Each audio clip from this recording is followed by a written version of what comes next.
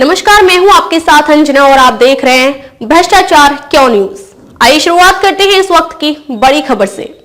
राउत बोले, मोदी रिटायरमेंट पर चर्चा करने नागपुर गए, आरएसएस उत्तराधिकारी तय करेगा। फडणवीस बोले, पिता के रहते उत्तराधिकार पर चर्चा हमारी संस्कृति नहीं। शिवसेना यूबीडी सांसद संजय राउत ने मुंबई में दावा किया कि पीएम मोदी अपने रिटायरमेंट प्लान पर चर्चा करने के लिए संघ मुख्यालय गए थे। उन्होंने भाजपा की 75 साल की उम्र में रिटायर होने की पॉलिसी का जिक्र किया। पीएम मोदी भी इस साल सितंबर में 75 साल की आयु पूरी कर लेंगे। इसके अलावा राउत ने ये दावा किया कि राष्ट्रीय स्वयंसेवक संघ आरएसएस ही पीएम मोदी के उत्तराधिकारी का फैसला करेगा और उनका उत्तराधिकारी महाराष्ट्र से होगा। दरअसल बीते दिन पीएम मोदी प्रधानमंत्री बनने के बाद पहली बार आरएसएस मुख्यालय पहुंचे थे। वे आरएसएस मुख्यालय का दौरा करने वाले दूसरे पीएम हैं। उनसे पहले अटल बिहारी वाजपेयी ने पीएम के रूप में तीसरे कार्यकाल के दौरान 2000 में वहां का दौरा किया था। पीएम मोदी का भी ये तीसरा कार्यकाल है। राउत के बयान पर महाराष्ट्र के मुख्यमंत्री देवेंद्र फडणवीस ने कहा, पीएम मोदी अभी कई साल तक देश का नेतृत्व करते रहेंगे।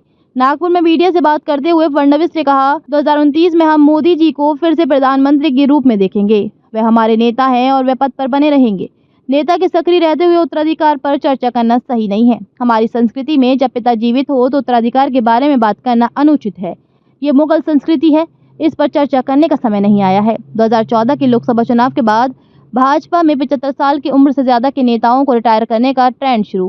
पहली बार प्रधानमंत्री बने नरेंद्र मोदी ने अपनी कैबिनेट में इससे कम उम्र के नेताओं को ही जगह दी थी। लाल कृष्ण आडवाणी और मुरली मनोहर जोशी को मार्गदर्शक मंडल में शामिल किया गया। 2016 में जब गुजरात की मुख्यमंत्री आनंदीबेन पटेल ने इस्तीफा दिया तो उस समय उनकी उम्र भी 75 साल थी। उसी साल नजमा हेपतुल्ला ने भी मोदी कैबिनेट से इस्तीफा दिया, जिनकी उम्र 76 साल थी।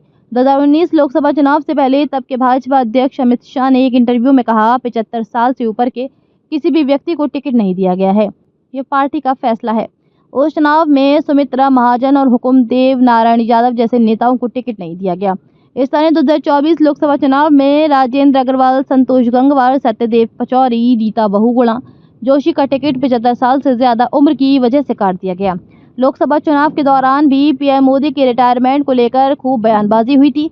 मई 2024 में अरविंद केजरीवाल ने कहा था कि अगर भाजपा लोकसभा चुनाव जीत गई तो मोदी अगले साल तक ही प्रधानमंत्री रहेंगे। पीएम मोदी ने खुद ये नियम 75 साल की उम्र में रिटायरमेंट बनाया है।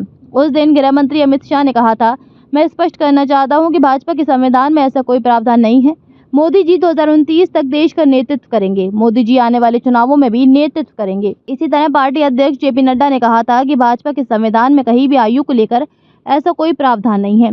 अगले 5 साल के कार्यकाल में मोदी जी देश को नई ऊंचाइयों पर ले जाएंगे। मोदी जी हमारे नेता हैं, भविष्य में भी हमारा नेतृत्व करते रहेंगे।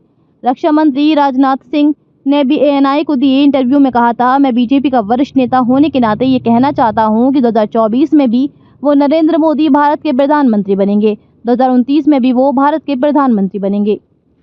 खबरों में अब तक के लिए बस इतना ही। फिर मिलते हैं एक ऐसे ही बड़ी खबर के साथ। तब तक के लिए नमस्कार और देखते रहिए भ्रष्टाचार क्यों न्यूज। अगर आपको हमारी वीडियो पसंद आई हो तो हमारी वीडियो को लाइक करें व शेयर करें। ऐसे लेटेस्ट अपडेट पाने के लिए हमारे YouTube चैनल को सब्सक्राइब कर बेल आइकन प्रेस करना ना भूलें। धन्यवाद।